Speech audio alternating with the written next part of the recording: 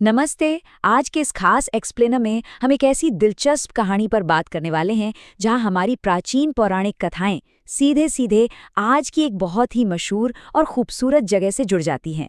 हम बात कर रहे हैं शिमला के प्रसिद्ध जाखू मंदिर की। तो चलिए बिना किसी देरी के इस रहस्य की गहराइयों में चलते हैं। जरा सोच कर देखिए, क्या ऐसा हो सकता है कि शिमला की सबसे ऊंची चोटी का पूरा आकार ही बदल गया हो? और वो भी किसी भूकंप या भूस्खलन से नहीं, बल्कि एक देवता के अत्यधिक भार यानी वजन की वजह से।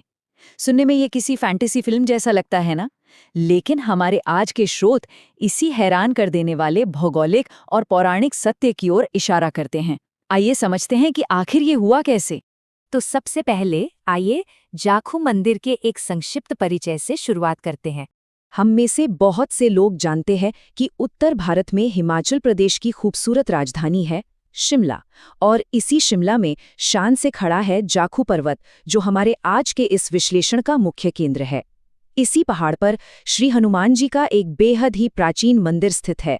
अब ये कोई साधारण मंदिर नहीं है, इसके तार सीधे तौर पर रामायण काल से जुड़े हुए हैं। यही वो असल जगह है जहां ये पूरी ऐतिहासिक घटना घटी थी। अब आते हैं कहानी के उस मोड़ पर जिसने इस पूरी घटना की नींव रखी, संजीवनी बूटी की खोज। लंका के युद्ध का वो प्रसंग तो हम सबको याद ही होगा, जब मेघनाद के एक भयंकर प्रहार से लक्ष्मण जी मूर्छित हो गए थे। तो स्थिति अचानक बहुत ही गंभीर हो गई थी। उनके प्राण बचाने का सिर्फ और सिर्फ एक ही उपाय बचा था, संजीवनी बूटी। और यही वो पल था जब हनुमान जी ने आसमान के रास्ते सीधे हिमालय की ओर अपनी वो मशहूर और आपातकालीन उड़ान भरी थी। समय बहुत कम था और दांव पर था लक्ष्मण जी का जीवन। इसी उड़ान के बीच कहानी में प्रवेश होता है ऋषि याकू और जाखू पर्वत का।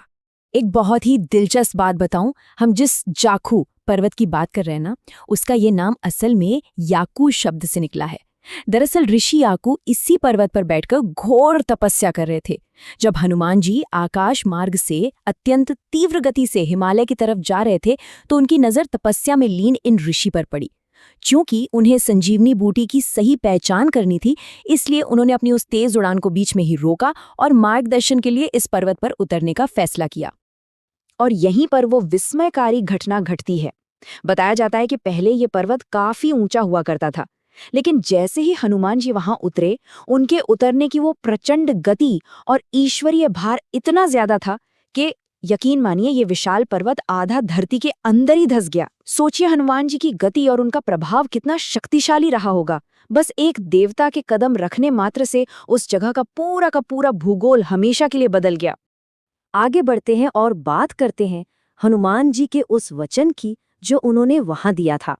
ऋषि याकू से जब हनुमान जी को संजीवनी बूटी की जानकारी मिल गई और वो द्रोण पर्वत की ओर निकलने लगे, तो उन्होंने ऋषि को एक बहुत ही दृढ़ वचन दिया।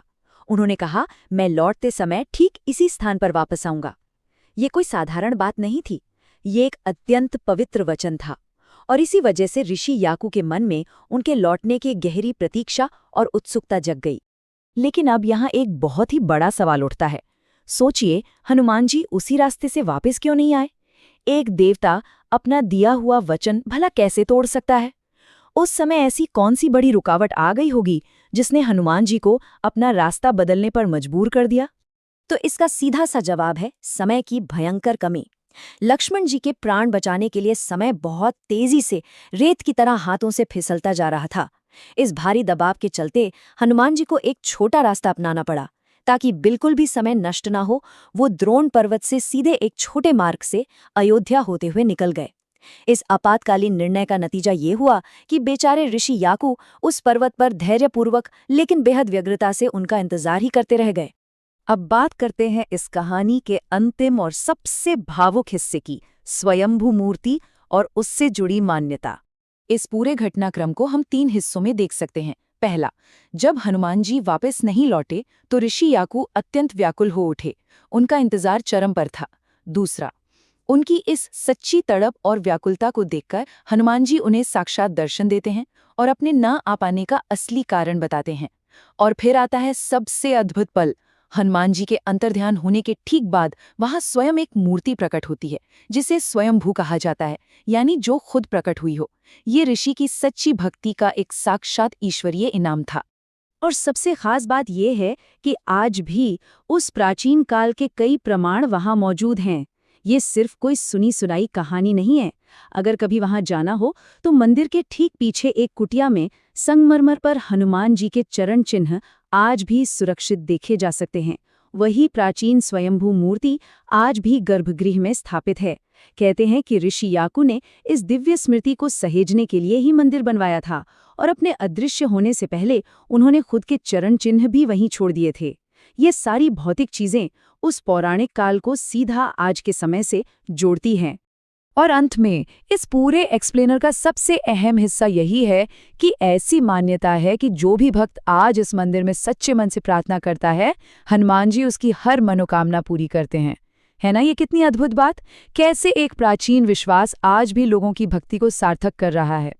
उस एक पल ने, जब एक देवता ने धरती को छुआ था, इस जगह को हमेशा के लिए एक ऐसा पवित्र स्थान बना दिया जहां आस्था और इतिहास एक साथ खड़े नजर आते हैं।